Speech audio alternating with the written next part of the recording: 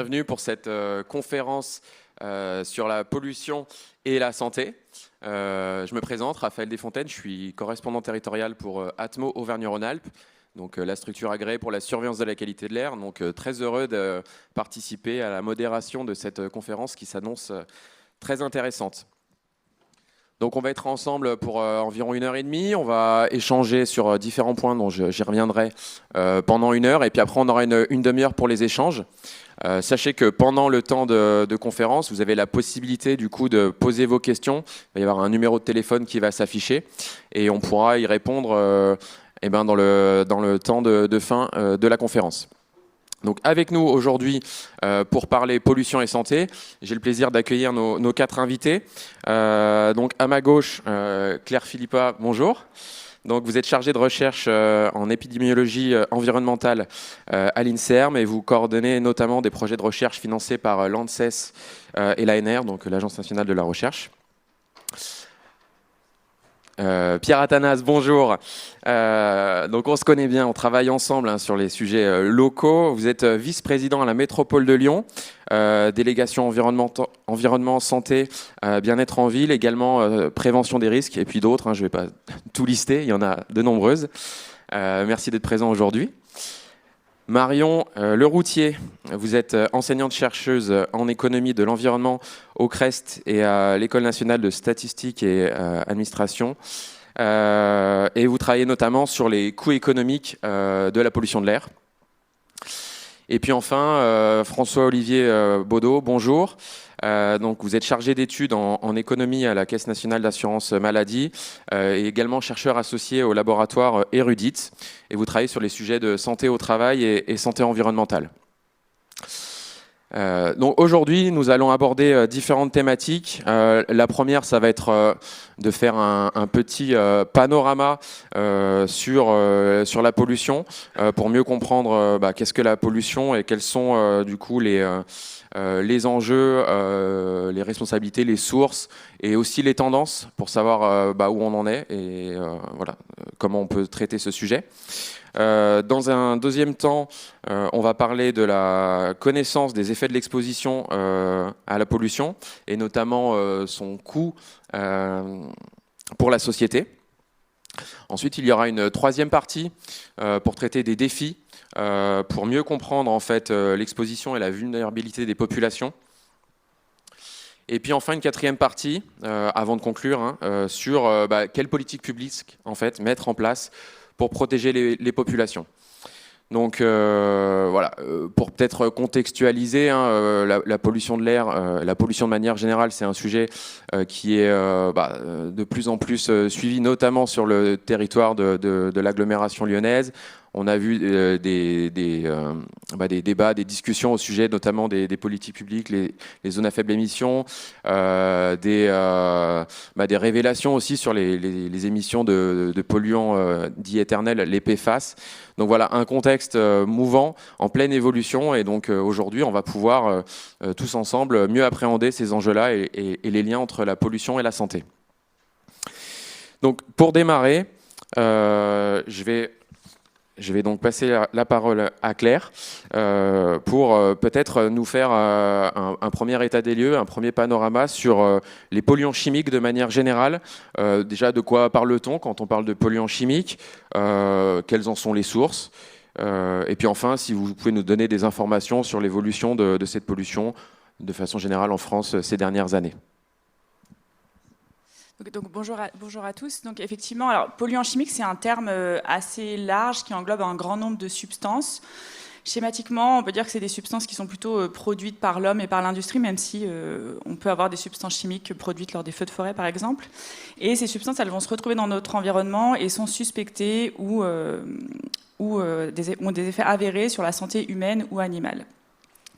Donc ces substances, les sources d'exposition, elles sont assez larges. On peut être exposé par l'eau ou l'alimentation qu'on consomme, soit parce que la chaîne alimentaire elle est contaminée par ces composants, soit par la façon dont on va préparer nos aliments ou les conserver.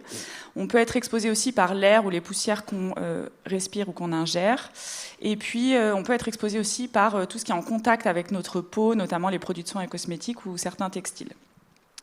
Donc, ce que j'ai dit, c'est voilà, un terme qui englobe un grand nombre de substances avec des structures chimiques différentes. On peut citer quelques noms ou grandes familles.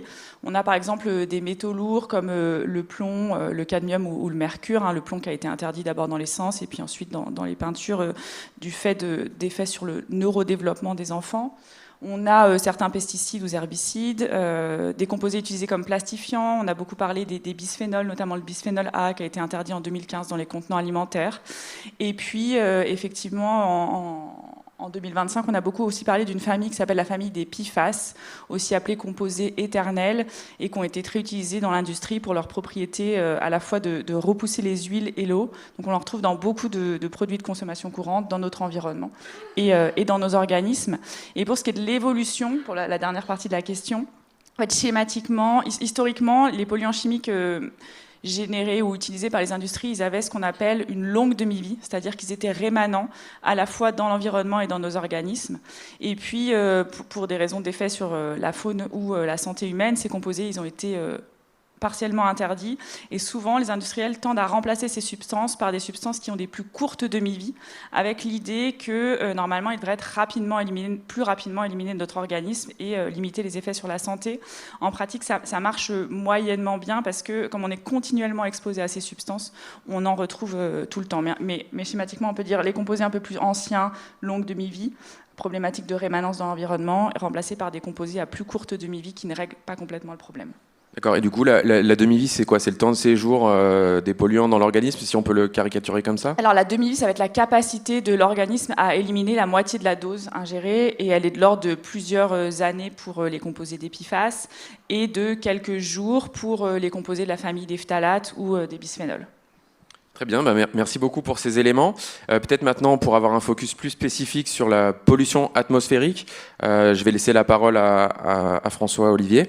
Même question, hein, de quoi parle-t-on quand on parle de polluants atmosphériques et quelles sont les sources et l'évolution en France ces dernières années? Oui. Alors effectivement, la pollution de l'air, comme pour la pollution chimique, en fait, c'est un mélange de plein de polluants. Assez complexe, donc ça va être des particules en suspension dans l'air, ça va être des gaz, et en fait la nature de ces polluants dépend de la source d'émission. Donc il y en a qui sont d'origine naturelle, mais enfin en grande majorité c'est des sources anthropiques, c'est émis par l'activité humaine, et donc on va retrouver, alors les principales sources, ça va être le chauffage domestique, les transports, notamment les moteurs à combustion, ça va être l'agriculture, ça va être l'industrie. Donc les principaux polluants qu'on retrouve aujourd'hui dans l'air en France, ça va être les particules fines, donc qui sont émises principalement par les chaudières, donc chauffage, et par les transports. On va retrouver du dioxyde de soufre qui est émis par l'industrie, même si on a une franche amélioration ces dernières années à ce niveau-là, et les oxydes d'azote qui sont émis par les moteurs à combustion. Et puis un cas un peu particulier qui est celui de l'ozone, qu'on retrouve aussi beaucoup, et qui, la spécificité de l'ozone, c'est qu'il n'est pas directement émis par les activités humaines. En fait, c'est ce qu'on appelle un polluant secondaire, c'est-à-dire qu'il est émis, enfin, il est produit par réaction de certains polluants avec les rayons UV du soleil.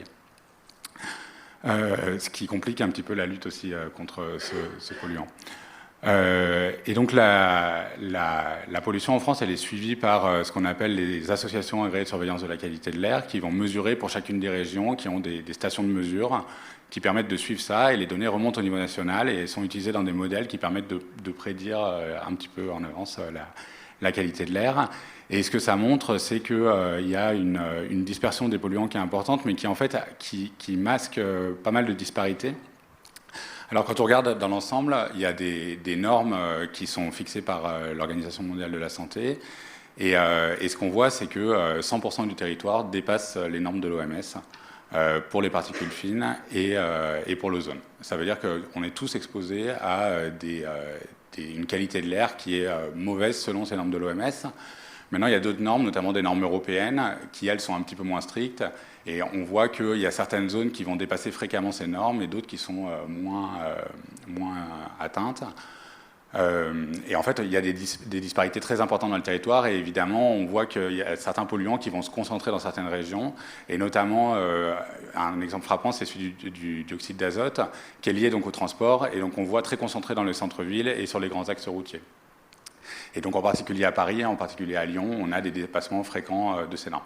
Donc on voit qu'il y a des disparités très importantes sur le territoire. avec des dépassements de normes dans certains endroits. La bonne nouvelle, c'est qu'il y a plutôt une amélioration ces 20 dernières années, qui est très nette pour le dioxyde de soufre, qui est assez nette aussi pour les particules fines et pour les oxydes d'azote. Là où la situation est un petit peu moins positive, c'est sur l'ozone, où là on a plutôt une stagnation, voire une augmentation ces dernières années. Oui, effectivement, c'est des éléments qui me parlent, puisque du coup, on réalise la surveillance sur la région Auvergne-Rhône-Alpes. Moi, j'aime bien dire qu'il y a entre 2 et 3 fois moins d'épisodes de pollution qu'il y a 15 ans sur le territoire de l'agglomération lyonnaise, donc c'est assez tangible, les améliorations. Néanmoins, comme vous l'avez dit, effectivement, par rapport à ce qui est recommandé pour la santé, on respire encore, malheureusement, tous un air trop pollué. Donc, merci à vous deux pour ces premiers éléments, pour faire un premier point, un point panorama, pour poser un peu le décor sur la pollution de manière générale. Maintenant, je vous propose de passer au second point et de discuter un petit peu de la connaissance des effets de l'exposition à ces polluants et du coût en fait associé pour la société. Et notamment réfléchir comprendre en fait comment les chercheurs étudient ces questions. Donc Claire, sur les polluants chimiques, encore vous, peut-être nous parler de niveau de preuve variable, de période de susceptibilité. Quels sont ces concepts? Est-ce que vous pouvez nous expliquer un petit peu les méthodes, vos travaux? Alors, la question est large, mais effectivement, alors, moi je travaille en épidémiologie environnementale, donc on va travailler chez l'humain, contrairement à d'autres scientifiques qui peuvent évaluer les effets sur la santé en se basant sur des modèles cellulaires ou animaux. Et comment on étudie ces effets sur la santé en suivant des populations qu'on appelle des études de cohorte. Alors nous, on travaille plus spécifiquement sur le suivi, le recrutement de femmes enceintes et d'enfants, avec l'hypothèse que pendant la vie fœtale et la petite enfance, on est potentiellement plus sensible aux effets de ces polluants pour différentes raisons. On a mis en évidence que les polluants chimiques étaient capables de passer la barrière placentaire, donc le fœtus est bel et bien exposé pendant la grossesse. Et puis pendant la vie fœtale et la petite enfance, il y a plein de processus qui se mettent en place, la mise en place des organes. Et c'est des périodes pendant lesquelles une petite, dysfonctionnement de ces processus peut avoir des effets à la fois sur la santé de l'enfant à la naissance, mais aussi sur la santé à l'âge adulte. Donc on peut vraiment avoir des effets long terme. Et donc à partir de ces études de cohorte, on va recueillir des échantillons biologiques qui vont nous permettre de doser l'exposition. On va doser les bisphénols dans les urines, les PFAS dans le sang pour évaluer les niveaux d'exposition qu'on va mettre en lien avec la santé de l'enfant. Donc ces types d'études, ce qu'elles ont pu mettre en évidence sur les effets sur la santé, si on reste sur l'exemple, par exemple, des PFAS, ces polluants éternels, donc on a des effets très larges. On peut avoir des effets notamment sur l'augmentation des risques de cancer, avec certains PFAS qui ont été classifiés par l'OMS, donc l'Organisation mondiale de la santé, comme cancérigènes probables ou certains. On a aussi des effets sur le système immunitaire, qui est le premier système de défense face aux infections, donc très important. Et puis, certains de ces polluants chimiques, ils ont aussi la capacité d'être des perturbateurs endocriniens. Donc, c'est-à-dire qu'ils vont affecter le fonctionnement de ce système endocrinien, qui est finalement le système hormonal, qui est impliqué dans un grand nombre de fonctions de l'organisme, notamment la reproduction, la croissance, le métabolisme, et puis le neurodéveloppement. Donc, on s'attend à des effets sur l'ensemble de ces aspects de la santé. Et donc en termes de coûts, effectivement, de plus en plus, maintenant ce qu'on essaye, là c'est plus moi, c'est plutôt les économistes, ce qu'on essaye d'évaluer, c'est quel est le coût pour la société de ces polluants chimiques. Donc pour ce faire, en fait, on évalue déjà quels sont les effets sur la santé, et à partir de là, on est capable de monétariser ces effets en prenant en compte à la fois les coûts directs, qui vont être les coûts d'hospitalisation, les coûts de traitement, et puis les coûts indirects d'absence au travail, par exemple. Et donc ces coûts pour les polluants chimiques, qui sont probablement sous-estimés, parce qu'on ne connaît pas l'effet sur la santé de l'ensemble de ces polluants chimiques, mais ils sont non négligeables, de l'ordre de, les dernières estimations, c'était de l'ordre de 1% du PIB européen.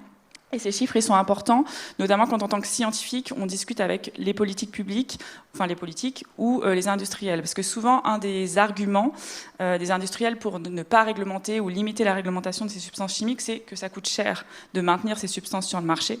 Et ce qui est intéressant avec cette évaluation des coûts, c'est de montrer que finalement, maintenir des substances néfastes sur le marché a aussi un coût, à la fois pour les systèmes de santé et les politiques publiques.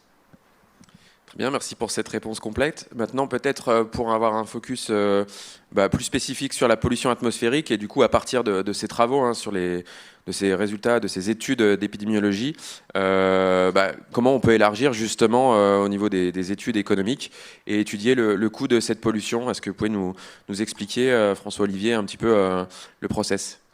Ouais. Alors déjà sur la pollution de l'air, bon, ça rejoint ce que vous dites sur la pollution chimique. On sait qu'il y a des effets qui sont très larges sur la santé. Selon l'Organisation mondiale de la santé, c'est le premier risque environnemental pour la santé humaine, ce qui représente à peu près la pollution de l'air extérieur 4,5 millions de décès par an. Donc c'est absolument considérable. Et on sait, alors il y a à la fois beaucoup d'études et encore beaucoup de méconnaissances sur le sujet, mais on sait que la pollution de l'air va affecter la santé par des moyens variés. Notamment, ça va affecter la coagulation, ça va affecter les capacités immunitaires, ça va affecter aussi les processus inflammatoires dans l'organisme. Et donc ça fait que ça va avoir des impacts très, très variés sur l'organisme. On peut différencier un petit peu pour schématiser des effets à court terme et des effets à long terme. Donc à court terme, on peut avoir une irritation des yeux, une irritation des voies respiratoires. On va avoir une exacerbation de problèmes déjà existants, par exemple des crises d'asthme. Et ça, c'est des phénomènes qu'on peut observer lors d'épisodes de pollution. Ensuite, il y a des effets à plus long terme qui, eux, vont être... finalement, c'est une pollution latente qui va être responsable, alors selon Santé publique France, de 40 000 morts par an en France. Donc c'est beaucoup plus insidieux parce qu'on ne ressent pas immédiatement les symptômes. Mais par contre, sur le long terme, ça peut avoir des effets. Donc là, on sait que ça peut jouer sur le risque de cancer des voies respiratoires, sur les maladies cardiovasculaires. Et aujourd'hui, il y a certaines études qui montrent que même sur des pathologies qu'on n'aurait pas imaginées au premier abord, je pense en particulier à des maladies endocrines comme le diabète, sur la santé mentale, on voit qu'il peut y avoir des effets de la pollution. Alors les populations les plus vulnérables à ça, c'est comme pour la pollution chimique, ça va être les jeunes enfants et les personnes âgées, et également les femmes enceintes et leurs fœtus. Il y a beaucoup d'études maintenant qui montrent que ça va jouer sur le développement fœtal, sur la santé de la mère et sur des paramètres à la naissance. Ça peut augmenter le risque de prématurité et augmenter le risque de décès à la naissance. Ce qui est intéressant aussi, c'est qu'on voit qu'il y a un lien entre cette vulnérabilité et le niveau socio-économique. On sait que, il y a des études qui montrent en tout cas que les fœtus ne sont pas affectés de la même façon en fonction de la profession des parents. Donc ça rejoint vraiment des études en santé environnementale qui montrent que plus on appartient à une catégorie socio-professionnelle défavorisée et plus on va être sensible à la pollution. Sachant qu'il faut différencier les différences d'exposition et les différences de vulnérabilité. Et dans le cas de la pollution de l'air, on sait que les personnes qui sont les plus exposées à la pollution de l'air sont celles qui appartiennent aux déciles de revenus les plus faibles et également aux déciles de revenus les plus élevés. Ça veut dire qu'il y a une courbe en U, donc concrètement, ça veut dire que c'est les personnes qui ont des revenus intermédiaires qui vont être plutôt moins exposées. En revanche, on sait qu'à niveau de pollution équivalent, les personnes qui sont les plus défavorisées vont être les plus vulnérables à cette pollution. Voilà, donc ça pose un ensemble de questions. Une fois qu'on voit cet effet sur la santé, effectivement, on a envie en tout cas quand on est économiste, on a envie de voir combien ça coûte. Effectivement, c'est ce que vous avez dit, c'est aussi de dire, bon, si on lutte contre la pollution, qu'est-ce qu'on peut attendre aussi comme bénéfice monétaire? Alors, il y a de nombreuses façons d'évaluer les coûts. On peut effectivement évaluer les pertes de productivité, on peut évaluer les pertes de vie humaine et essayer de les monétariser. C'est vrai qu'à l'assurance maladie, on a une approche qui est plus restrictive, où on s'intéresse vraiment à la partie de dépenses de santé strictement. Et il y a différentes façons d'estimer cet impact. Donc c'est vrai que traditionnellement, je pense qu'en épidémiologie, beaucoup, il y a une approche qui part des pathologies, c'est-à-dire qu'en fait, pour une pathologie, on va essayer d'estimer la part de la maladie qui provient de l'exposition à la pollution de l'air, et dans un second temps, on va faire un chiffrage monétaire. C'est une approche, c'est vrai que une spécificité de la pollution de l'air, c'est qu'il y a ce qu'on appelle une attribution non aléatoire. Ça veut dire que la pollution de l'air, elle n'est pas répartie de façon aléatoire sur le territoire, et en fait, elle va être corrélée à des caractéristiques des individus.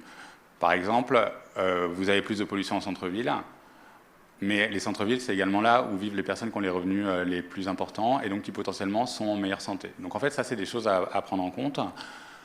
Et donc en économie, on a vraiment envie d'avoir la part causale de l'effet, enfin voilà, ce qui vient vraiment de la pollution. Alors, on utilise ce qu'on appelle des méthodes quasi-expérimentales.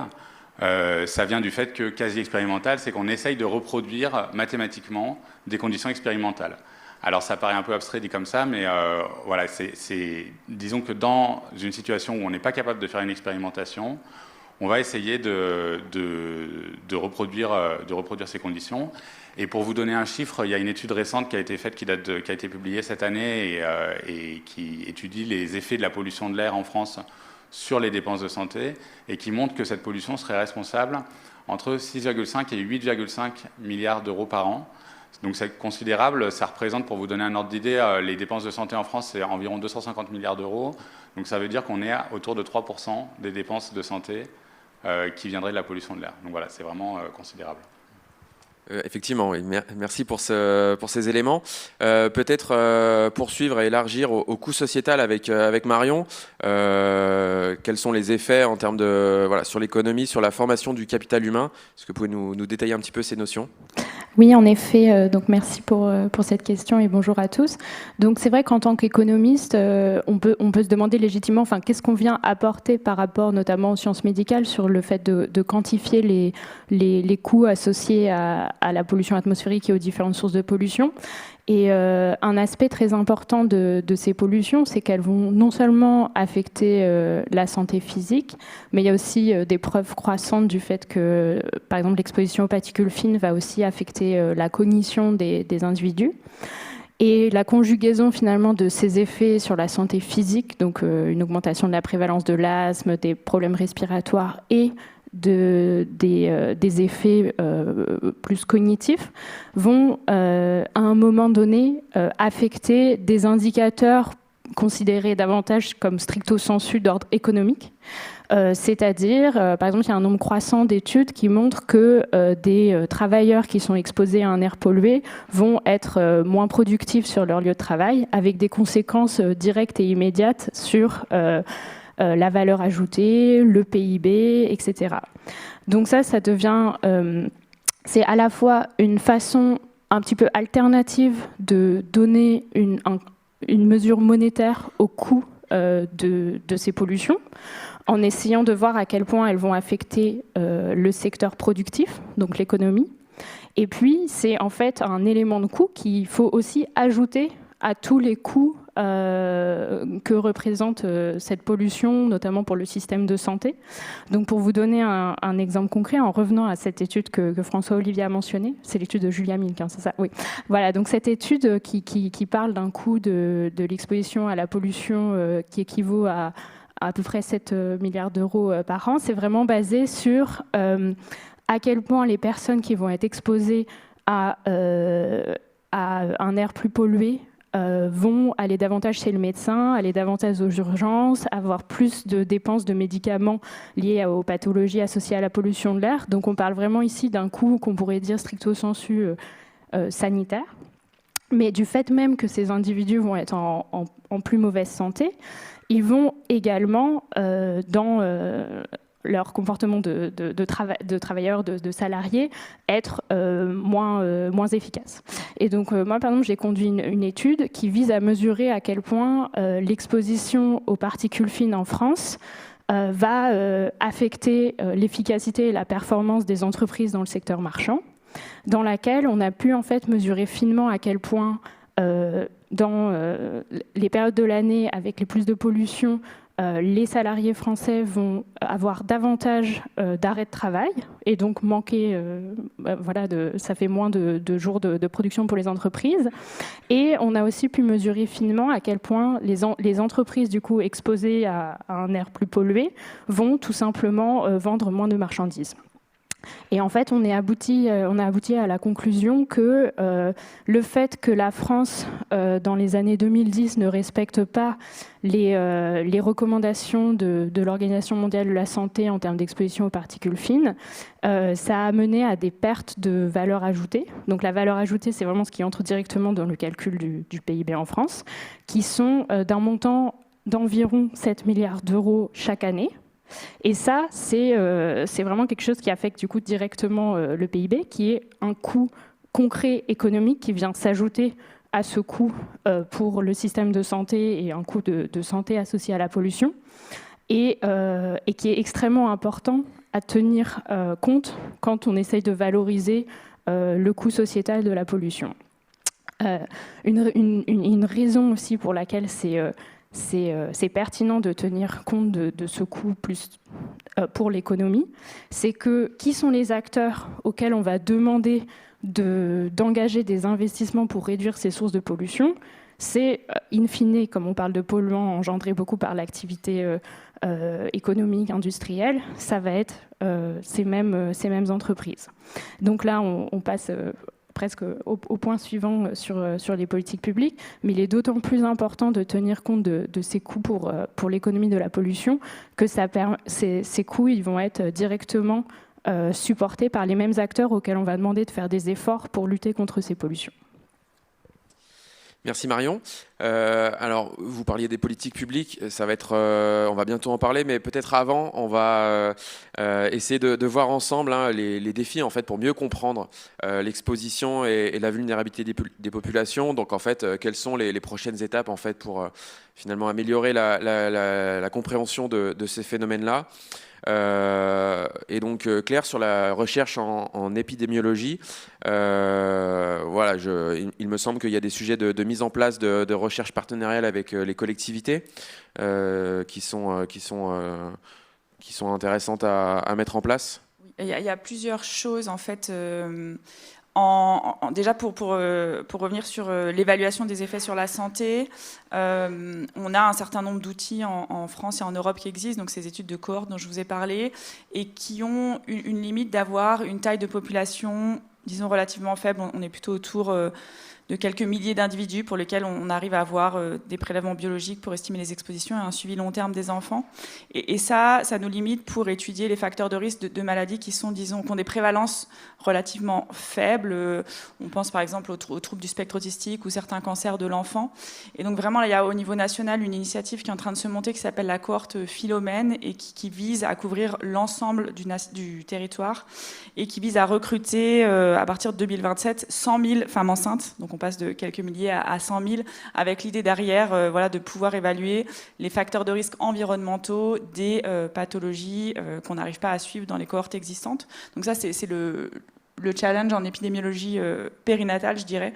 Pour les prochaines années, ça va être de recruter ces femmes et de les suivre. Et donc, on va mobiliser beaucoup d'acteurs de la santé, mais aussi politiques pour cette cohorte-là. Et ensuite, un autre défi. Donc maintenant, voilà, il y a un certain nombre d'études qui montrent des effets sur la santé de polluants chimiques. Et une question qu'on peut se poser quand on arrive là, c'est finalement qu'est-ce qu'on fait devant ces résultats, quels sont les leviers pour limiter les expositions. Et effectivement, alors je ne sais pas si j'en parle maintenant des leviers ou si j'anticipe trop. Je pense que c'est un peu plus tard, mais bon, alors à la limite, je vous raconterai ça tout à l'heure. Non, mais on reviendra dessus ensuite, voilà, sur les leviers de prévention vis-à-vis de comment on fait pour se protéger de ces expositions. Je garde un peu de suspense pour vous maintenir éveillés. Très bien, donc peut-être maintenant passer la parole à Pierre.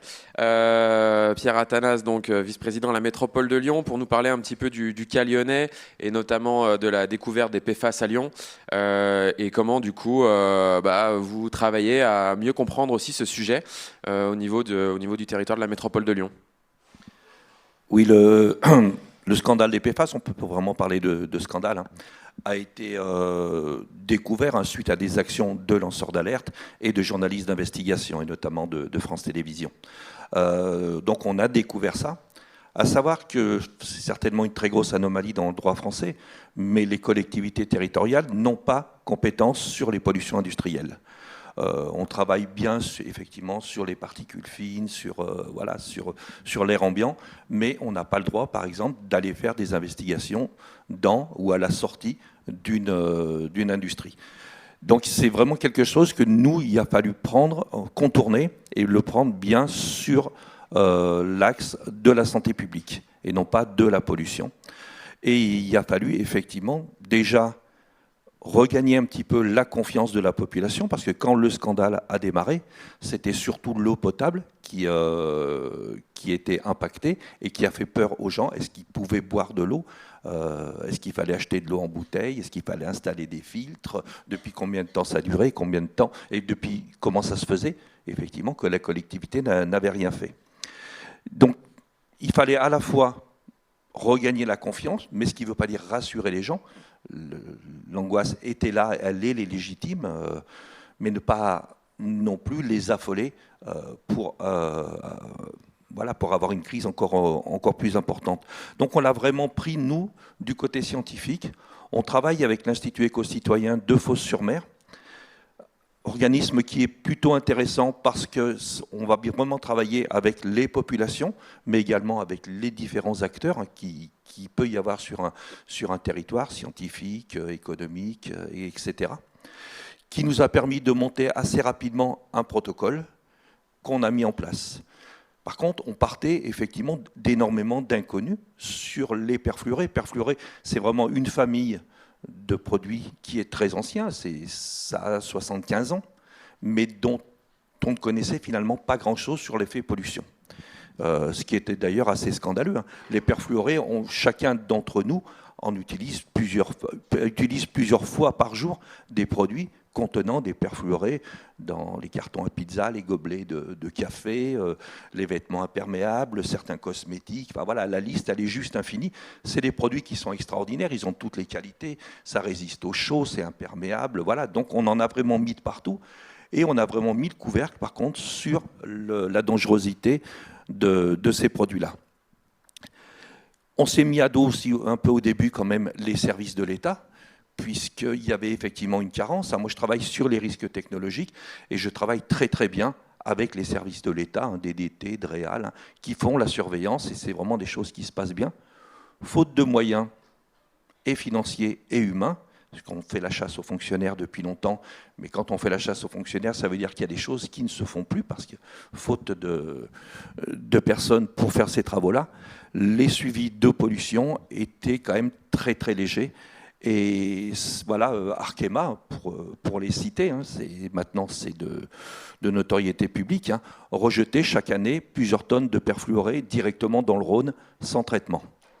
Donc dans le Rhône en polluant l'eau du Rhône et en polluant les nappes d'accompagnement avec, évidemment, toutes les stations de pompage qui sont à l'aval de l'usine.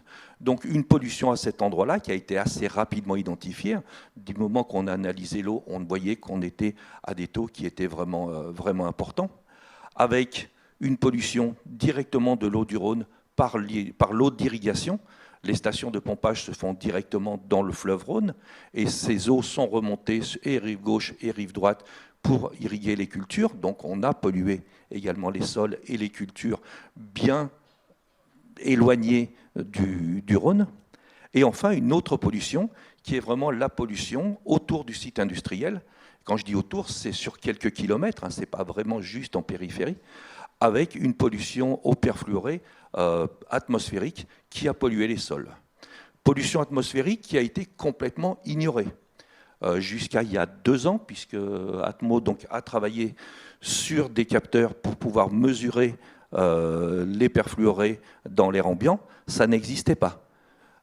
Donc maintenant, 2 machines existent. On peut parler de prototype, Raphaël. 2 machines existent, donc une qui est installée à proximité du site industriel de Pierre-Bénite, l'autre à Lyon 3. Il y a des mesures qui sont intéressantes et maintenant Atmo travaille avec l'INERIS à un protocole de façon à ce que ces machines-là et surtout le protocole puisse être identique partout en France, puisque les perfluorés, si effectivement on a découvert un hotspot dans la métropole de Lyon, malheureusement on n'est pas les seuls à en avoir et on en découvre un petit peu partout.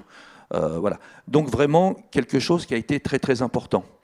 Donc travailler évidemment avec des épidémiologistes, avec des chimistes, etc., pour bien comprendre cette pollution, et également travailler avec le monde médical, parce que c'est directement la santé des gens.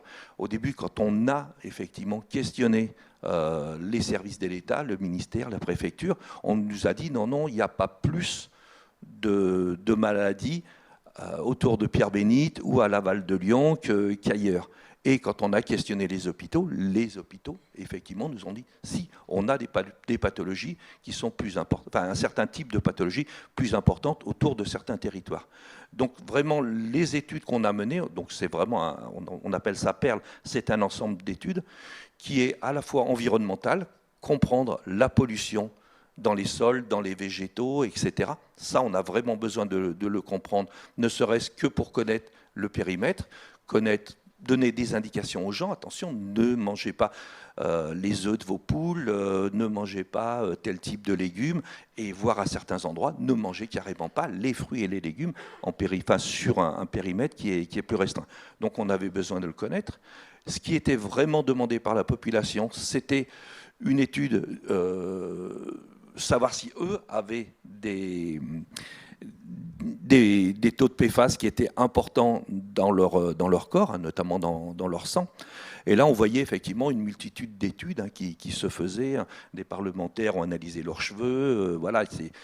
Certaines communes ici ont lancé une étude sur un vaste domaine pour chercher les perfluorés dans le sang des gens. De toute façon, c'est bingo à tous les coups. Hein. À tous les coups, on gagne. On peut faire une prise de sang de chacun d'entre vous. Je suis désolé. Vous avez tous des perfluorés dans votre corps.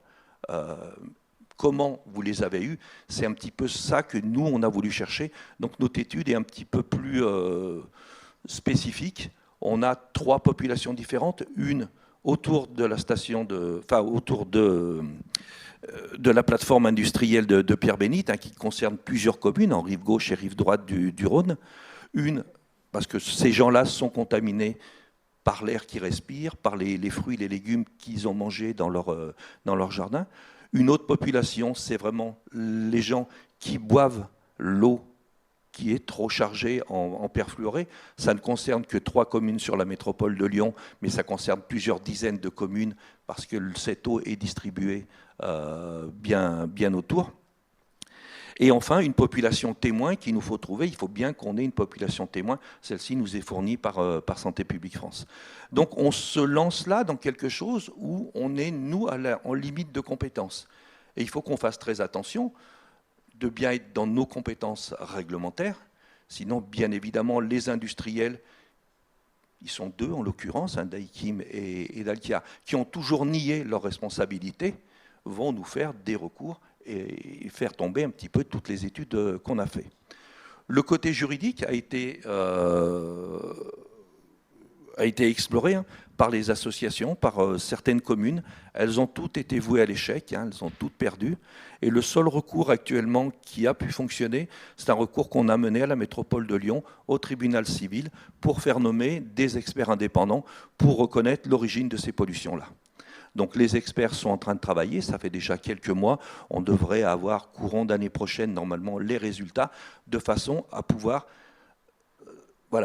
donner la responsabilité de cette pollution. Parce qu'on nous parle sans arrêt du principe de pollueur-payeur, ce qui est effectivement quelque chose de très très bien. Au jour d'aujourd'hui, Daikin et Arkema n'ont pas versé 1 centime.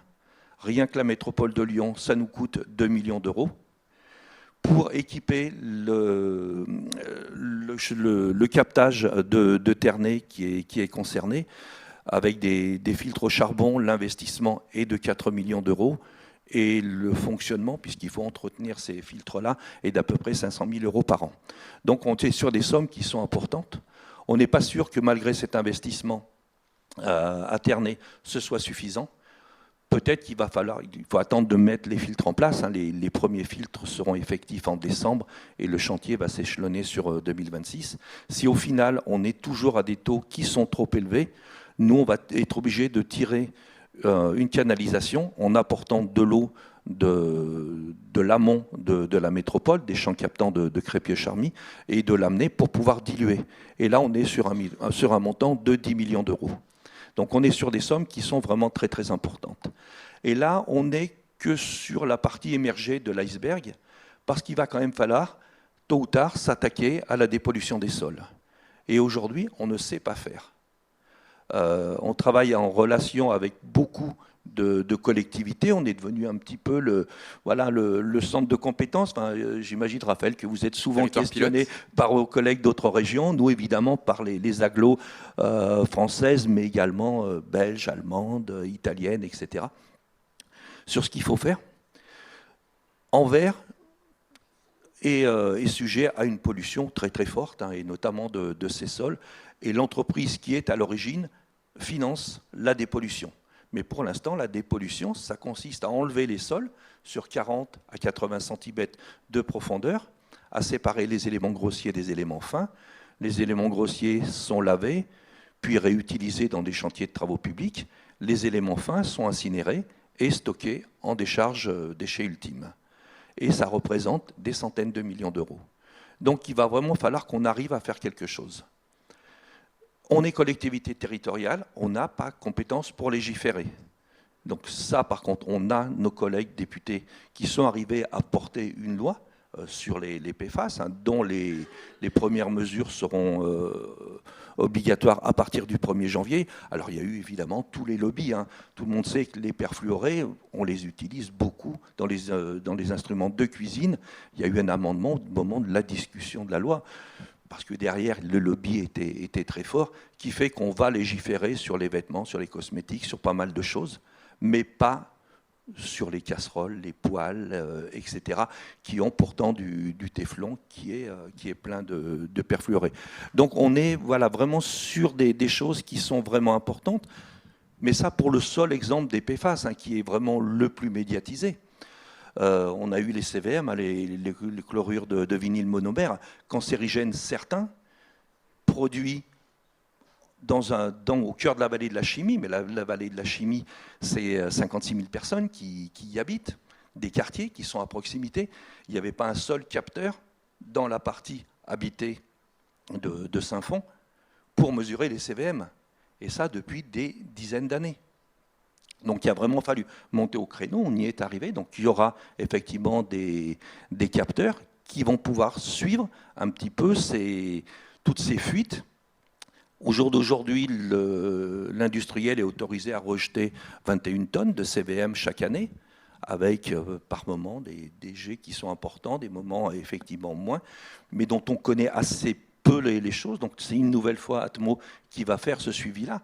Mais on se dit quand même, on est au XXIe siècle, ça fait des décennies qu'on produit ces produits-là sans jamais avoir pris la population en considération. Et après, des exemples, on en a plein. L'alpha-cypermétrine, ça c'était aussi pas mal. Un produit qui est interdit en France, l'Europe a légiféré, la France a légiféré de façon encore plus sévère pour une fois. Donc là, on est sur un produit interdit. Ce sont les faucheurs volontaires, dont des activistes ont pénétré dans l'usine, ont découvert des dizaines de tonnes de ce produit interdit, qui n'est effectivement pas commercialisé en France, qui part au Kenya pour les fleurs coupées, qui part à Taïwan, qui part dans d'autres pays, mais en infraction totale. Et là, c'est pareil, c'est un déni complet, ou même quand on a le texte, moi je me rappelle trop quand même du CODERST qu'on a mené, un CODERST spécial à ce sujet-là, avec l'article de loi affiché, les services de l'État, les collectivités, vous, Raphaël, avions bien la même lecture de cette interdiction, eux ils en avaient une autre. Et en fait, interprété en disant oui, mais ce qui est interdit, c'est dans les produits. Alors ils appellent ça phytopharmaceutique, moi j'appelle ça pesticide quand même. Mais eux ne le vendaient pas comme tel, mais le vendaient comme biocide pour les vêtements, les moustiques, les choses comme ça.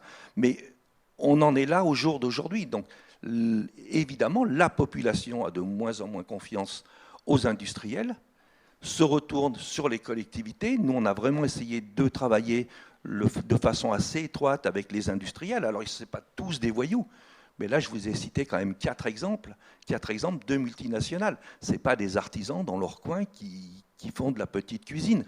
On est sur des échelles qui sont juste industrielles. Merci Pierre. Peut-être été un peu long. Non, c'est parfait, c'est intéressant. Et peut-être pour compléter, vu que vous avez évoqué les travaux qu'on mène, nous, Atmo Auvergne-Rhône-Alpes, sur du coup la construction de prélèvements, en fait, d'une méthodologie de prélèvement en air ambiant pour les PFAS, du coup donner des précisions, puisque là on est allé un petit peu au-delà de nos missions réglementaires, parce que nous en fait on fait la surveillance des polluants réglementés. En l'occurrence, pour l'instant, il n'y a pas de réglementation pour les PFAS en air ambiant. Néanmoins, on a souhaité s'emparer de ce sujet-là et essayer de travailler à développer une méthodologie, ce qu'on a fait depuis 2 ans.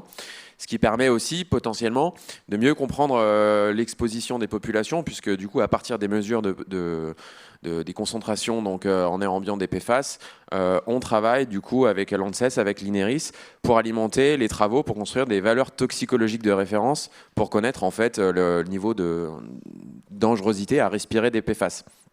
Donc voilà, c'était pour aussi préciser ça. On est fortement impliqué sur ces sujets-là et notamment en partenariat avec la métropole de Lyon.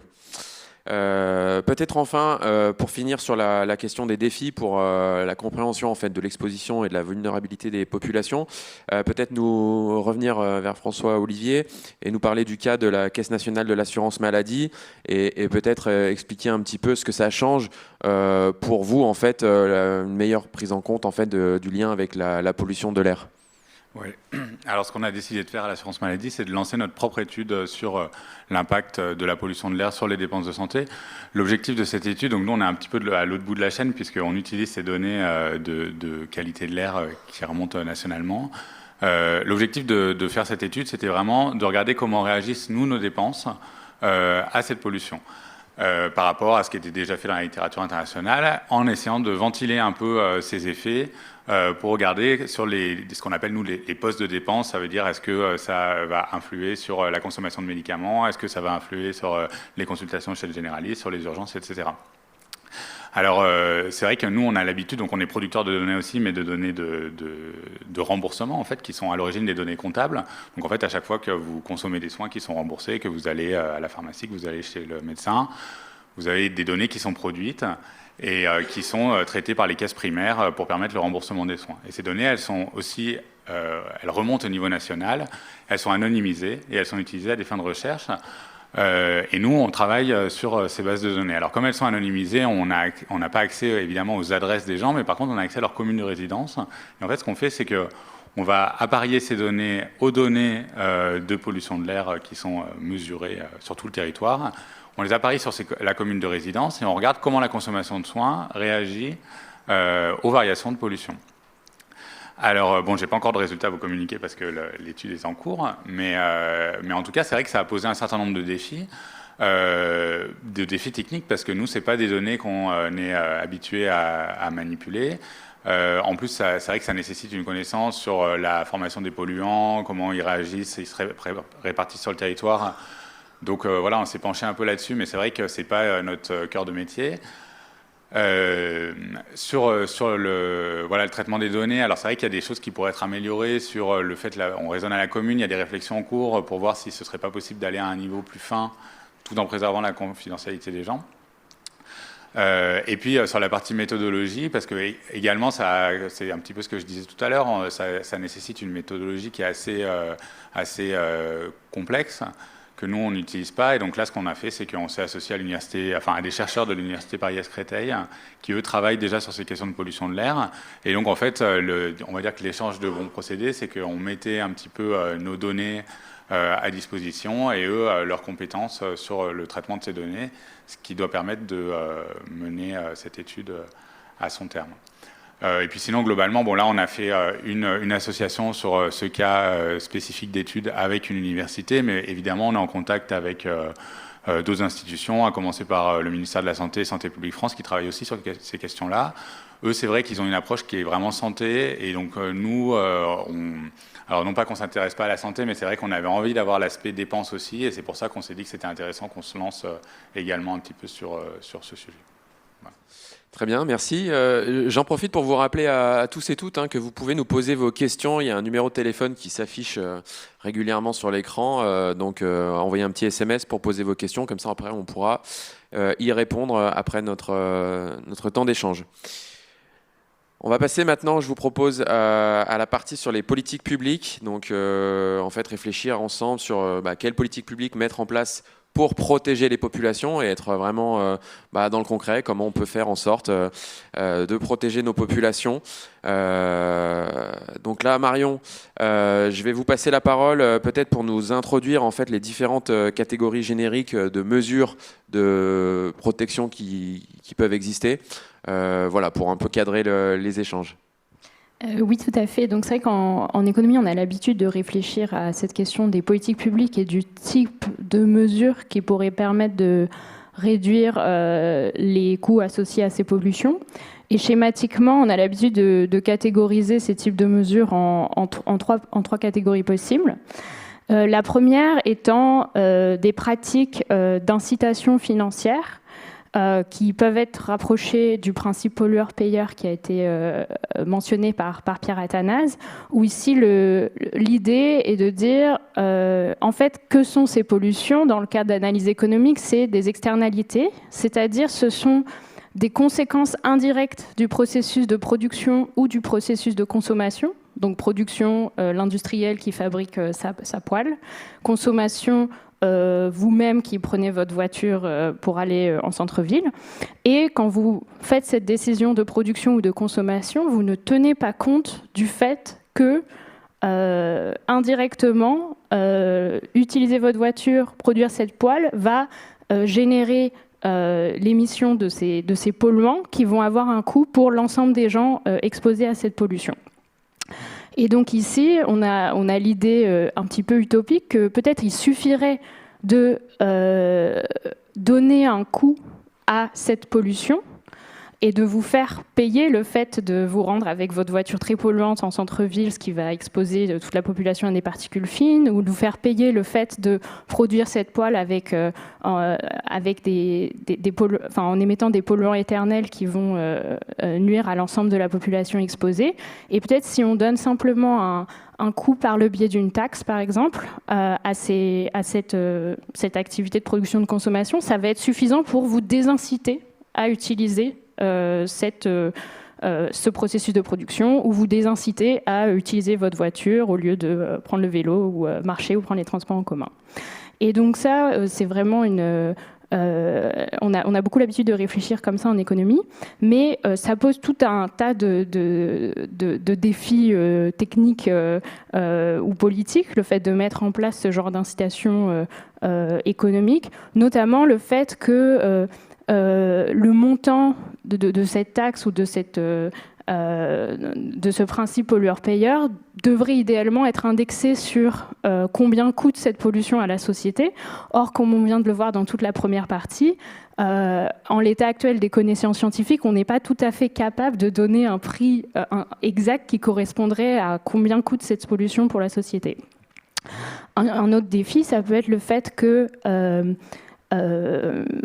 par exemple, dans le cas de l'utilisation de la voiture, qui est peut-être plus facile à se représenter, ça ne va pas avoir le même coût pour la société. Le fait que vous utilisiez votre voiture dans une zone extrêmement rurale où très peu de gens habitent et où, en fin de compte, quand bien même vous émettez du dioxyde d'azote, des particules fines, très peu de gens vont être affectés par cette pollution et donc finalement, ça ne va pas augmenter tant que ça le coût sanitaire ou ça ne va pas susciter de problèmes de santé tant que ça, alors que quand vous utilisez votre voiture en centre-ville urbain dense, c'est là que ça va avoir le plus de conséquences pour l'exposition de la population et du coup le coût sanitaire associé. Et c'est très difficile de concevoir une politique publique qui fasse une taxe comme ça, qui serait modulable en fonction de là où vous allez. Il faudrait une caméra qui suive est-ce que vous utilisez votre voiture en ville, en zone rurale, etc. Bref, donc beaucoup de défis techniques. Donc ça fait qu'on a privilégié pour la régulation de ces polluants en France et en Europe au sens le plus large, plutôt une deuxième catégorie de politique publique qui est vraiment une réglementation. Et donc la réglementation, ça consiste à interdire certaines substances ou fixer des seuils d'utilisation de ces substances. Et c'est vraiment la logique qu'on a suivie en ce qui concerne la pollution atmosphérique. Là, avec les PFAS, il y a aussi cette idée de mettre en place des valeurs limites d'utilisation. Et c'est mis en place en complémentarité avec quand même une taxation, puisqu'il y a quand même pour tous les industriels une taxe généralisée pour les activités polluantes qui s'applique, qui fait quand même qu'ils doivent payer cette taxe à chaque fois qu'ils utilisent des intrants qui vont susciter de la pollution. Et la dernière catégorie de mesures qui est très peu utilisée pour ces pollutions locales, ce serait simplement le fait d'informer davantage la population.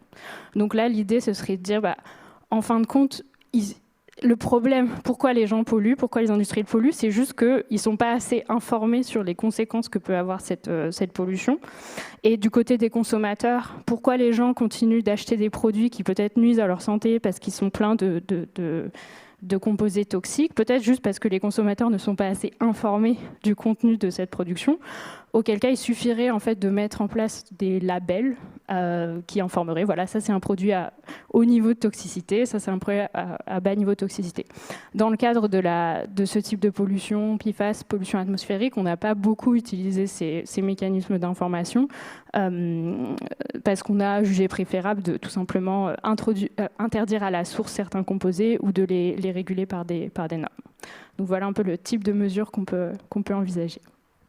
Donc de l'information, de l'incitation et de la réglementation, pour résumer très rapidement.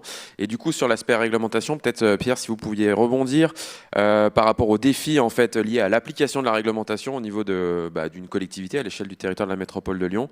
Voilà, je pense que vous avez de quoi nous partager des informations là-dessus. Oui, bien sûr. Encore une fois, comme je le disais tout à l'heure, on n'a pas compétence, nous, sur la pollution industrielle. Donc là, c'est vraiment un levier qu'il va falloir ouvrir. Mais on s'aperçoit que même les services de l'État sont très limités. Tout à l'heure, je vous parlais du cas de l'alpha-cyperméthrine, voilà, qui est un polluant qui a été interdit. Ça a été interdit dans la loi Egalim. La loi Egalim, ça s'est retranscrit dans le code rural. Quand le scandale a émergé, moi j'avais rencontré tout de suite la sous-préfète, puis le préfet, l'Adréal est allé faire des investigations, et l'Adréal s'est retrouvée réglementairement incompétente, puisque ça ne relevait pas du droit de l'environnement, mais du code rural.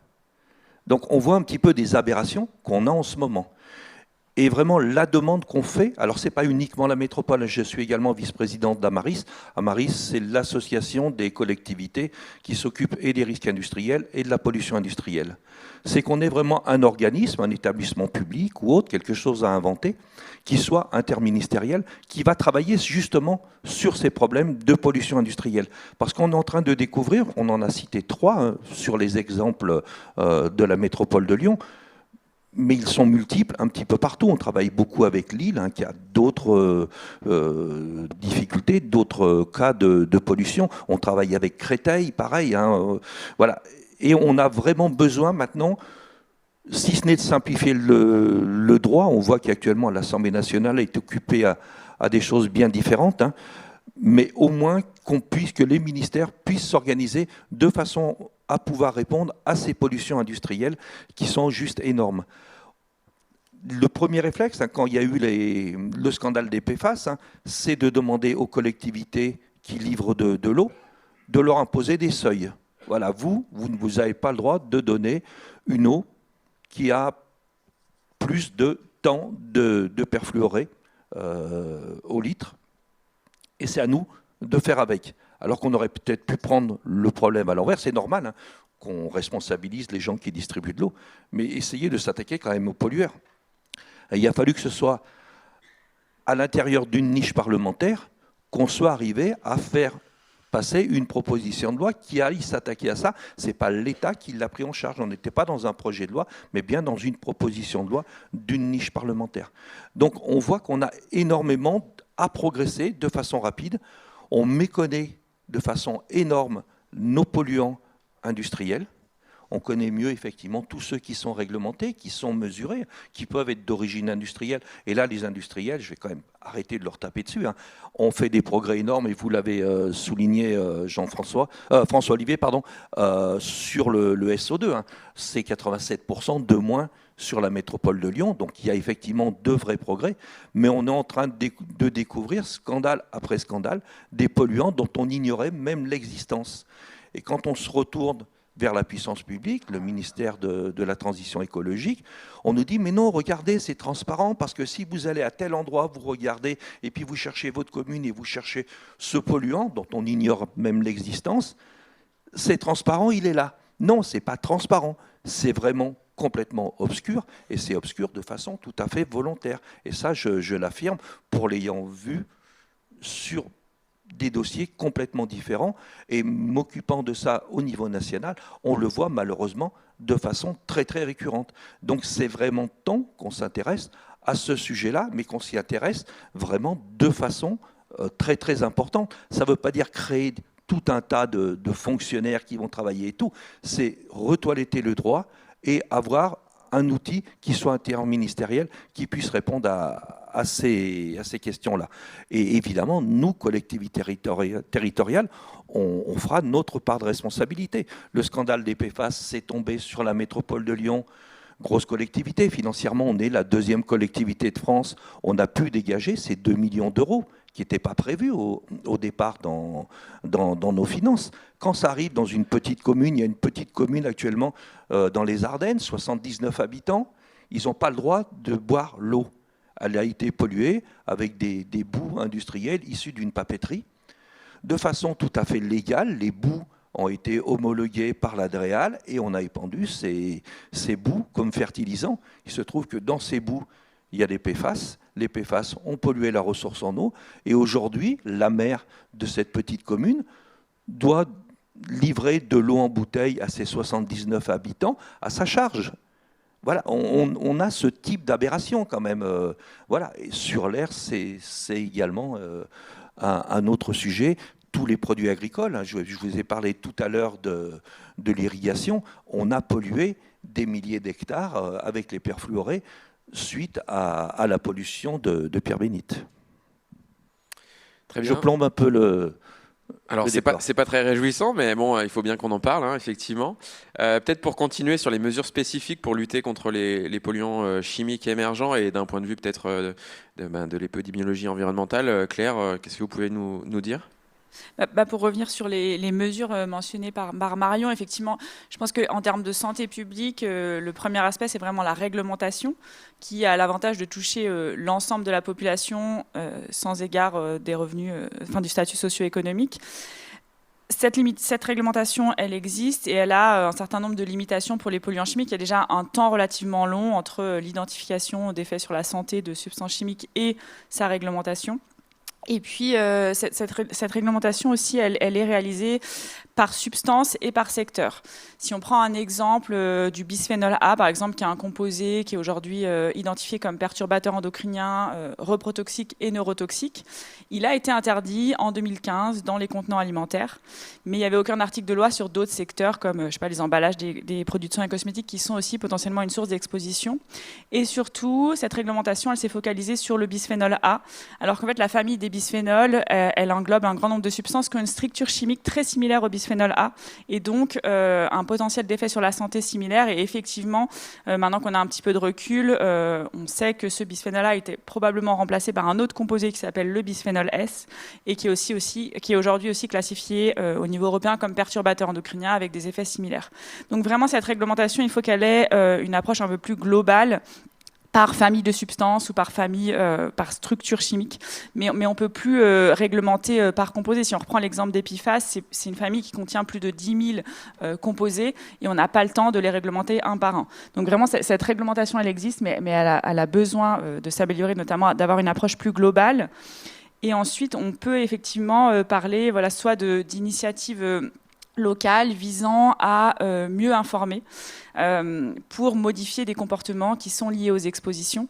Donc il ne faut vraiment pas se baser que là-dessus pour protéger la population, parce que ce type de choses, ça peut aussi augmenter les inégalités sociales de santé, notamment parce que c'est déjà difficile d'identifier les sources d'exposition de ces polluants chimiques, et en plus, parfois, les alternatives peuvent être plus chères.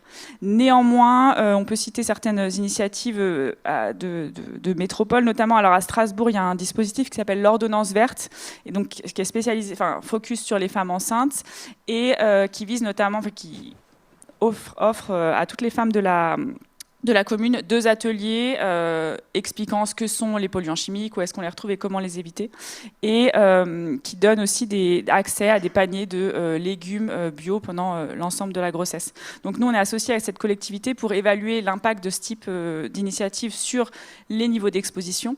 Et puis, il y a aussi des sociologues qui travaillent pour réfléchir à comment délivrer les messages, en fait, parce que informer, c'est une chose, mais il faut effectivement éviter d'affoler ou de culpabiliser. Donc il y a vraiment tout un travail à faire autour des messages, et après il y a des études vraiment d'intervention qui ont identifié des comportements liés aux expositions, et on sait que par exemple limiter son utilisation, donc utiliser moins de produits de soins et cosmétiques, permet de diminuer les expositions à certains composés chimiques.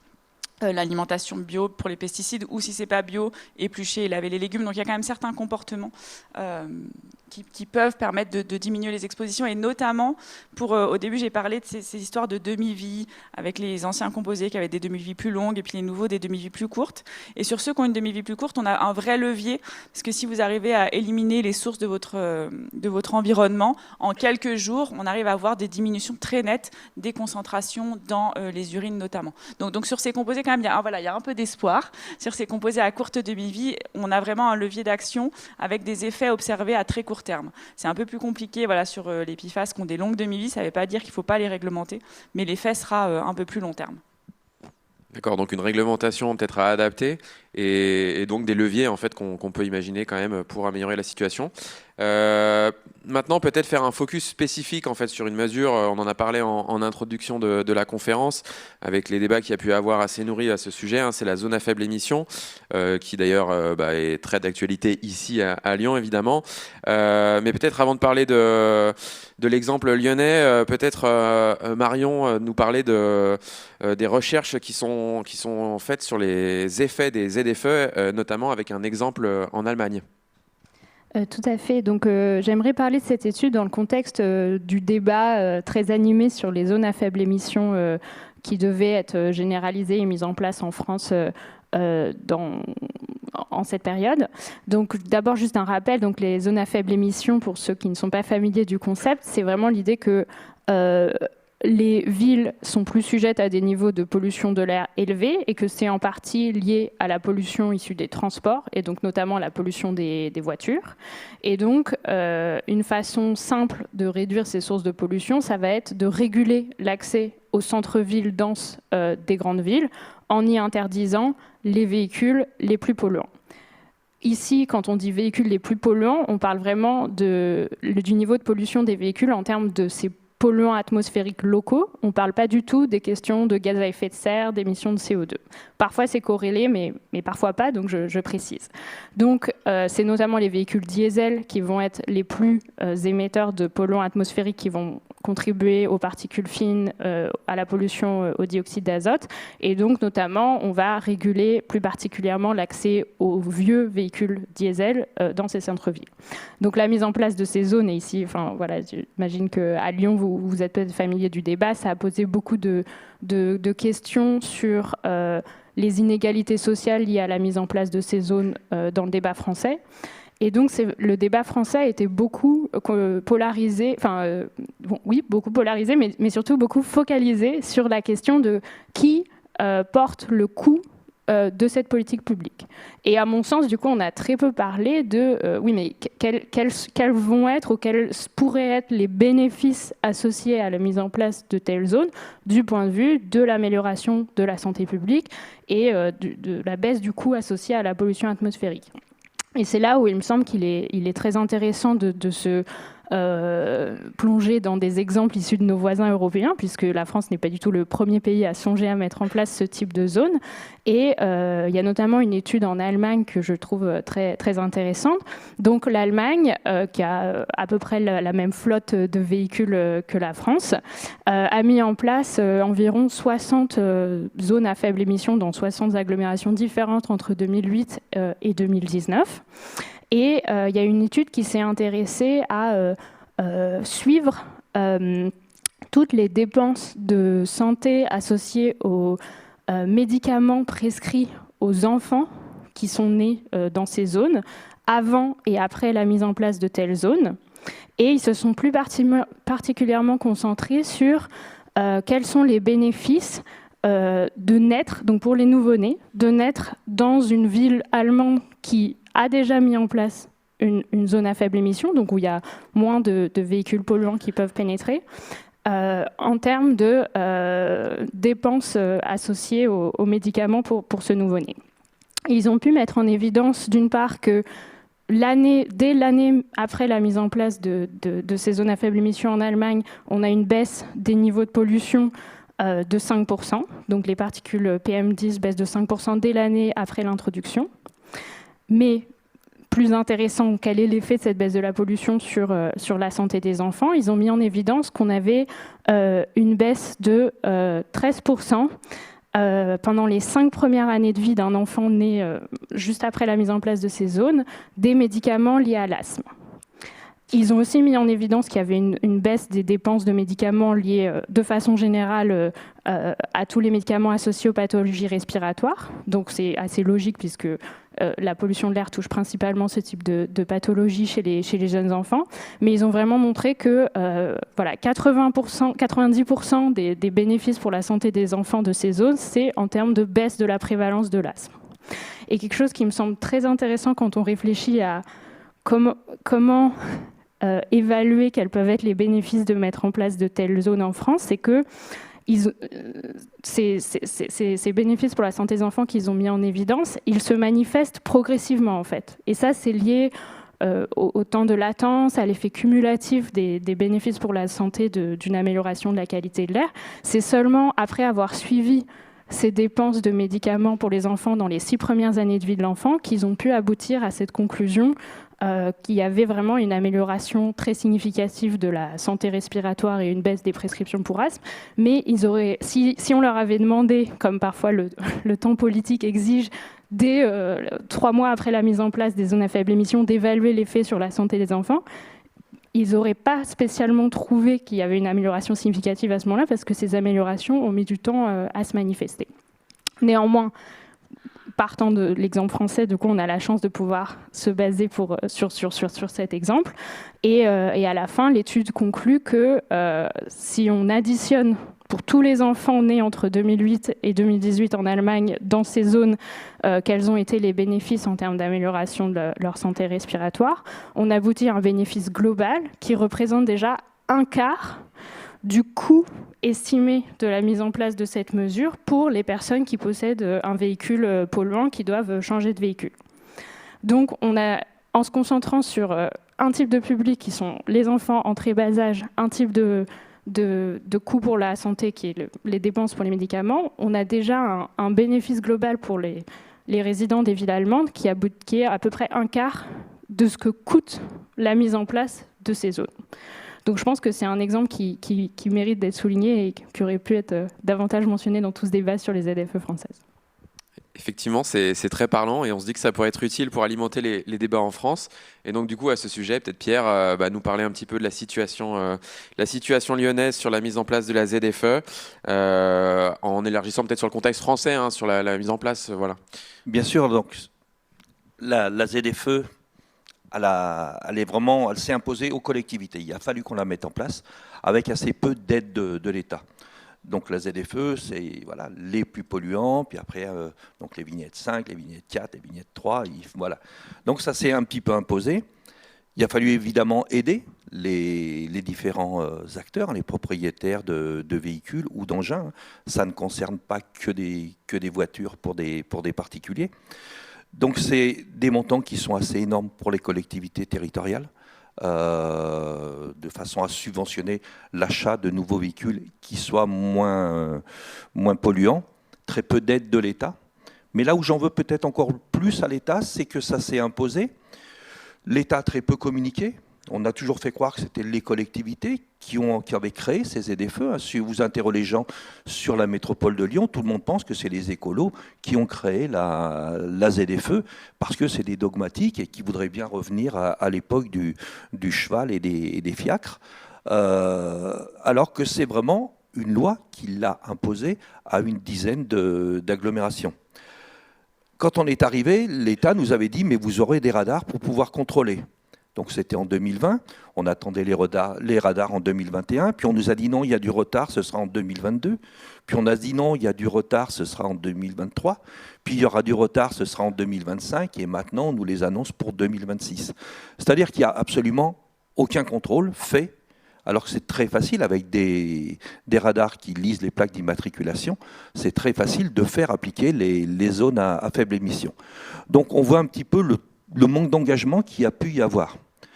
Du coup, je vous disais, voilà, c'est devenu un enjeu qui est devenu politique maintenant localement. Nous, on a été très, très attaqués par notre opposition sur cette mise en place. Petit à petit, le cadre législatif s'est distendu. Il n'y a plus que 2 collectivités aujourd'hui qui se doivent qui ont obligation d'avoir des ZFE, Paris et Lyon. Les autres, c'est un peu au choix. Certaines ont fait le choix de continuer, notamment Grenoble. Voilà, il y en a quelques-unes qui ont décidé de continuer, mais ça s'est distendu jusqu'à bouquet final, un amendement très populiste, et ça, j'hésite pas de le dire, très populiste et très électoraliste, porté par certains groupes politiques, qui a voté à l'Assemblée nationale la disparition des ZFE. Alors pour l'instant, c'est en première lecture à l'Assemblée nationale, ça doit passer au Sénat, en deuxième lecture à l'Assemblée nationale. On va attendre le temps. Mais c'est complètement fou parce qu'on met dans la tête des gens, vraiment, que finalement, c'est une mesure qui ne sert à rien, c'est une mesure qui a été inventée, excusez-moi l'expression, mais pour emmerder les gens. Et donc, du coup, pourquoi il va falloir que j'anticipe et que ma prochaine voiture, ça soit une voiture électrique, ça soit une voiture essence. On est en plein délire. J'en veux beaucoup, puisque c'est les journées de l'économie, le GECO. On a quand même beaucoup d'entreprises qui ont investi, qui ont mis de l'argent. On a aidé, plus de 90% pratiquement de nos aides ont concerné les entreprises et finalement que 10% sur les particuliers. Mais des chefs d'entreprise ont pris la décision de modifier leur flotte, d'avoir des engins. On commence à avoir des pelles mécaniques, électriques, des choses comme ça sur Lyon. On fait la démarche pour finalement passer un petit peu pour des bonnets par rapport aux autres qui ont bien attendu que les choses ne se fassent pas. Et finalement, l'Assemblée nationale leur a donné raison. On encourage les gens à avoir de très mauvaises pratiques. Et ça, c'est absolument scandaleux.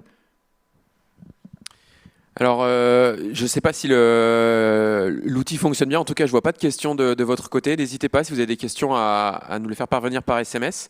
Là, on vient de terminer donc, ce temps sur les politiques publiques. Et donc, on va passer au temps de conclusion. Voilà. Après, éventuellement, on pourra répondre à vos questions. Donc, pour conclure, je pense que ce qui serait intéressant, c'est de voir quelles sont les perspectives en termes d'avenir pour la lutte contre ces pollutions. Et si possible, en essayant de voir les choses du bon côté, voir qu'est-ce qui peut marcher. On voit qu'il y a des solutions, c'est ce dont on vient de discuter, mais que parfois elles sont difficiles à mettre en place. Voilà, néanmoins, essayer de voir un peu comment on peut s'engager optimistement, de façon optimiste sur ces sujets à l'avenir. Donc, Pierre, je vous propose de continuer sur ce sujet-là, et notamment au niveau de la métropole de Lyon. Je pense qu'il y a quand même pas mal de sujets qui inspirent à l'optimisme pour lutter contre la pollution. Oui, on a des choses qui ont fonctionné quand même. Le chantier est énorme, mais il y a des choses qui ont fonctionné, et ça montre bien que s'il y a effectivement une volonté du législateur, s'il y a une volonté de la puissance publique, les collectivités ont des moyens d'agir. Et peut-être le meilleur exemple, c'est la primaire bois. Le chauffage au bois, dans une métropole comme Lyon, est un chauffage qui est tout à fait marginal. Et pourtant, il est vraiment vecteur d'une très forte pollution aux micropolluants, au PM10, au PM2,5. On a subventionné le changement des foyers ouverts, des vieux appareils de chauffage au bois, pour passer à des méthodes, du matériel beaucoup plus récent qui va évidemment bien mieux brûler et détruire beaucoup plus les particules fines. Donc ça, c'est des choses qui marchent. On a subventionné un petit peu plus de 3000 appareils et ça se mesure réellement sur la qualité de l'air. Donc il y a des leviers. Là-dessus, la puissance publique nous a aidés, puisque la préfecture du Rhône a interdit les foyers ouverts, a imposé le changement des appareils de chauffage, tout d'abord au périmètre de la métropole, puis ça s'est imposé à tout le périmètre du plan de préservation de l'atmosphère, qui est beaucoup plus large et qui touche d'autres départements, puisque on sort de la métropole, ça va de Villefranche jusqu'à la limite avec l'Ardèche, à Serrières, et ça intègre la Capie, donc Bourgoin, et on va jusqu'au Mont du Lyonnais. Et ça, maintenant, ça s'impose. Et là, réellement, on va arriver à gagner. Donc on voit que quand on a une législation, une puissance publique qui veut aller de l'avant, et des collectivités qui sont prêtes à apporter leur part, notamment leur part financière, on a des leviers et on a des choses qui fonctionnent. Et ça, c'est un exemple qui est vraiment intéressant. Après, effectivement, la discussion avec les industriels, nous, on l'a menée sur le soufre, hein, c'était un véritable problème. On le mène actuellement sur les gaz à effet de serre, donc on est dans un autre registre, mais là encore, on a l'enjeu quand même du dérèglement climatique. Il n'y a plus que Trump qui n'y croit pas. Hein. Les gens à peu près sensés savent bien l'importance que ça va avoir pour les décennies à venir. On n'est pas... c'est des choses, malheureusement, vous êtes très jeune dans l'Assemblée, vous allez connaître des difficultés absolument énormes si on n'agit pas dès maintenant. Donc voilà, il faut absolument qu'on travaille avec le milieu industriel, le milieu économique sur ces sujets-là. Donc on avance, c'est pas toujours simple, mais voilà, la collectivité s'implique et ça peut fonctionner. Et après, il y a le comportement de chacun d'entre nous, avec nos modes de consommation, bien évidemment. Donc, ne pas culpabiliser, mais chacun doit apporter. Et quand on parle du colibri qui amène sa goutte, c'est pas si moi je suis un gros, mais je vais apporter une petite goutte. La goutte, elle doit être proportionnelle à la taille de son impact. Merci. François-Olivier, peut-être à l'échelle des institutions de santé, quelle perspective peut-on avoir pour conclure ces échanges ? Oui, alors sur la santé environnementale, à notre niveau, en fait, il y a deux grands aspects, je dirais. Déjà, le soutien à la recherche. Comme je l'ai dit tout à l'heure, on est producteur de données. Et donc, l'objectif, c'est de soit mener des études comme on est en train de le faire, mais aussi, surtout, de favoriser les études sur le sujet. Et donc, ça passe par la mise à disposition de nos données, la livraison de données localisées et le fait de faciliter l'interfaçage entre données de santé et données environnementales. Donc là, il y a beaucoup de travail, beaucoup de réflexions qui sont en cours pour essayer de faciliter le travail des chercheurs. Ça peut passer aussi par le financement d'études sur le sujet. Et ensuite, il y a un aspect prévention. Donc, alors ça peut être prévention à destination directe des assurés, mais c'est aussi beaucoup via les professionnels de santé. Donc ça veut dire qu'on va intégrer des aspects de santé environnementale dans les études médicales. Ça peut être aussi de faire passer des messages, entre guillemets. Donc c'est ce que vous disiez, Claire, tout à l'heure sur les perturbateurs endocriniens. On a une campagne en cours qui s'appelle Zéro phtalate au niveau national, où l'objectif est de faire passer aux parents de jeunes enfants le message que des gestes simples permettent de réduire drastiquement l'exposition au phtalate. Et donc, parce que la période dite des 1000 premiers jours est une période de particulière vulnérabilité aux perturbateurs endocriniens, et donc quelques actions simples doivent permettre d'avoir des bénéfices importants en termes de santé. Et donc ça, c'est quelque chose qui normalement doit être fait sur l'ensemble du territoire. Donc voilà, donc un certain nombre d'actions de prévention. Et puis il y a aussi des initiatives qui sont menées par des caisses primaires. Donc là, on peut citer la caisse du Bas-Rhin à Strasbourg qui distribue des paniers de légumes bio aux femmes enceintes toutes les semaines pendant la durée de leur grossesse pour diminuer l'exposition aux pesticides. Je crois aussi la caisse de l'Hérault qui s'est associée avec l'Université de Montpellier pour créer une école universitaire en santé environnementale. Donc voilà, il y a beaucoup de réflexions qui sont en cours pour essayer d'améliorer ce qui se fait en santé environnementale. Merci beaucoup. Et maintenant, peut-être au niveau de la recherche académique, Claire, quelles sont, de votre point de vue, les perspectives sur ces sujets ? C'est sûr que nous, là, en tant que recherche académique, notre rôle, finalement, c'est de produire des données scientifiques fiables sur l'effet de ces polluants sur la santé. Donc c'est vraiment important, notamment sur le champ des polluants chimiques. Comme je vous l'ai dit, il y a tout un tas de substances finalement qu'on ne connaît pas encore. On connaît pas encore leurs effets sur la santé. Donc c'est important de les documenter pour qu'ensuite la réglementation, elle s'appuie sur ces données scientifiques fiables. Donc ça demande un soutien à la recherche, mais aussi aux institutions telles que l'ANSES, qui est l'agence de réglementation des substances chimiques en France. Donc voilà. Et peut-être Marion pour terminer. Oui, moi j'aimerais peut-être insister sur le cercle vertueux qu'il peut y avoir entre la mise en place de la réglementation et la recherche académique, qui est, je pense, très visible dans le cas de la recherche sur la pollution atmosphérique. C'est-à-dire que, en effet, l'excellente nouvelle, c'est que la plupart des polluants réglementés dont on sait qu'ils nuisent à la santé ont beaucoup baissé en Europe et en France ces dernières années, du fait de la mise en place de réglementations, de normes pour les constructeurs automobiles, de normes pour les industriels, aidés en cela par toute la mise en place d'un appareil de mesure de ces polluants. Et c'est en retour, grâce à la mise en place de tout ce système de mesure des polluants, que la recherche a pu bénéficier de données de plus en plus fiables et fines sur qui est exposé à cette pollution et que peut-on dire des conséquences de l'exposition pour la santé, pour la productivité, pour tout un tas d'indicateurs pertinents pour le bien-être humain. Et donc, pour des polluants qui sont beaucoup moins connus et documentés aujourd'hui, comme voilà, les PFAS ou les polluants éternels, ça peut être le cas pour les pesticides aussi, il faut que la recherche puisse continuer de bénéficier de ces mesures et de ce système de surveillance des polluants pour pouvoir continuer à documenter quel est l'effet de l'exposition à ces polluants, mais aussi quel est l'effet d'une amélioration, d'une baisse de l'exposition à ces polluants. Et par exemple, pour la pollution atmosphérique, de nos jours, on constate que c'est les particules les plus petites, les plus invisibles à l'œil, qui sont en fait peut-être les plus graves pour la santé humaine, donc les particules ultra fines. Or, ces polluants sont encore assez mal mesurés. Et donc la recherche ici ne bénéficie pas encore d'un système de mesure fiable de ces polluants. Et c'est peut-être la future réglementation sur ces polluants ou la mise en place en tout cas de systèmes de surveillance qui va en retour bénéficier à l'ensemble de la recherche sur ces sujets pour documenter quel est l'effet de cette exposition. Oui, donc un cercle vertueux finalement où la réglementation vient aussi nourrir la recherche académique et vice-versa. Voilà. Donc merci pour ce mot de la fin. Alors on n'a pas reçu de questions, je pense qu'on a été extrêmement clair aujourd'hui, c'est super. Non, je crois que c'est pas prévu comme ça. Alors moi j'en profite parce que du coup j'ai une question.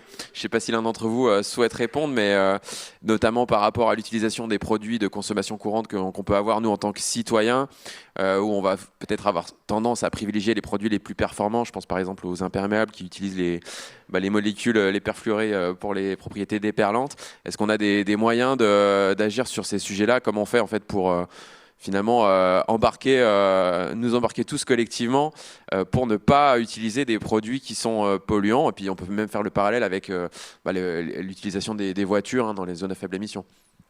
Mais ça fait écho à la connaissance en fait et d'identifier quel produit contient quoi. Et ça c'est très très très difficile au niveau individuel. Et c'est entre autres la raison pour laquelle je pense que la réglementation est la solution pour protéger l'ensemble de la population.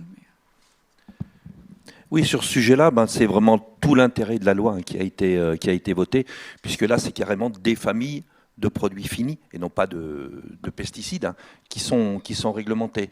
Et effectivement, sur les vêtements imperméables, donc moi je fais beaucoup de randonnées, de vêtements de terrain, donc évidemment, depuis très longtemps, j'ai des vestes, des chaussures avec du Gore-Tex, c'est plein de perfluorés. Et ce sera interdit à la vente au 1er janvier.